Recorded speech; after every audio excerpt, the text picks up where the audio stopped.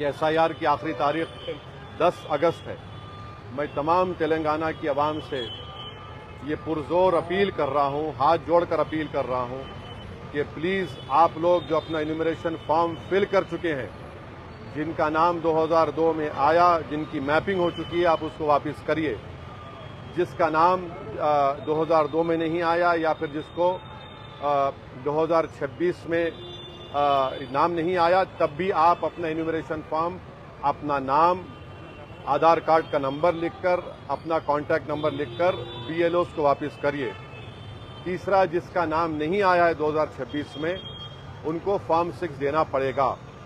और चौथी बात यह है कि मजलिस इत्तेहादुल मुस्लिमीन की तरफ से आप देख रहे हैं कि पिछले 2.5 महीने से हम SIR के सिलसिले में आवाम की रहबरी और मदद कर रहे हैं।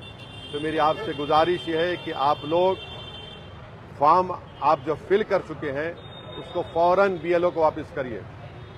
जिसका नाम नहीं आया मगर जिसको इन्यूमरेशन फॉर्म मिला है 2002 में नाम नहीं है, तब भी आपको अपना फॉर्म वापस देना पड़ेगा। तभी जाकर जब ड्राफ्ट लिस्ट जारी होगी तेलंगाना में, उसमें आपका नाम शामिल किया जाएगा। मैं फिर से कह रहा हूं कि जब नाम शामिल हो जाएगा तो जिन हजरात को नोटिस मिलेगी, आप जानते हैं कि मजलिस इत्तेहादुल मुस्लिमीन की जानिब से हमने करीब 200 से ज़्यादा वकलाओं की एक टीम बनी है जो हमारे व्हाट्सएप ग्रुप में शामिल हुए हैं। मैं उनका शुक्रिया अदा करता हूं। वो तमाम बाइज्जत और सीनियर वकला भी उसमें शामिल हैं।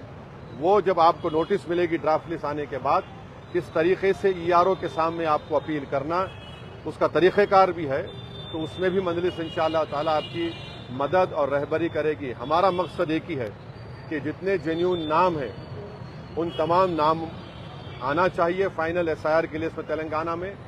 सवाल सिर्फ वोट डालने के हक से महरूम नहीं हो जाएंगे, बल्कि हमारी शहरियत पर सवाल उठेगा। कल आपका पासपोर्ट बनने में दुश्वारी हो सकती है, कल आपको जायदाद बेचने में खरीदने में दुश्वारी हो सकती है। तो इसलिए बहुत ज़रूरी है कि आप तमाम से मेरी दरबानदाना अपील है कि अपना इन्यूमरेशन फॉर्म वापस दीजिए BLOs को, और जिसका फॉर्म मिला है मगर मैपिंग नहीं हुई, तब भी आपको वापस देना है। ये मेरी आप तमाम से अपील भी है, गुजारिश भी है।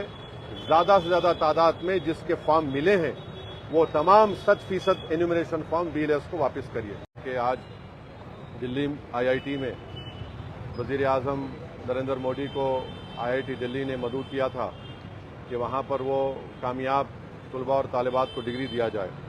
और मुझे अफसोस के साथ कहना पड़ रहा है कि मीडिया रिपोर्ट्स ये बता रही हैं कि वहाँ के स्टूडेंट्स को कहा गया कि जब वो वज़ीर आज़म से मिलेंगे तो उनको अपनी गर्दनें कितनी झुका के रखना है। और साथ ही साथ मीडिया ने ये भी बताया है कि जब वैदिक मंत्र पढ़े जाएंगे तो सबको खड़े होना पड़ेगा। देखिए, भारत का जो आइन है, संविधान है, आर्टिकल 28 है, अगर आप पढ़ेंगे उसको तो एक साफ तौर पर लिखा है कि जो गवर्नमेंट के तालीमी इदारे हैं उसमें किसी भी किस्म से मजहबी तालीम को या फिर मजहबी चीज़ों को ना पढ़ाया जा सकता है, ना वहाँ पर कोई किया जा सकता है।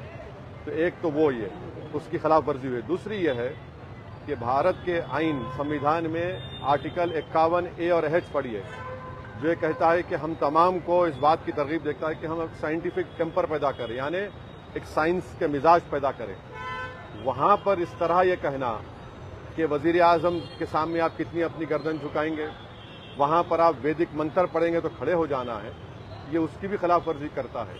मैं भारत के इन तमाम स्टूडेंट्स को, तलबा और तालिबात को ये बात याद दिलाता हूँ कि नेशनल इंटरेस्ट ये भी है, कौमी मफाद ये भी है कि जब कभी भी कोई हुकूमत गलत इक़दाम करती है तो उसके खिलाफ खड़े भी रहना चाहिए। बहुत बहुत शुक्रिया।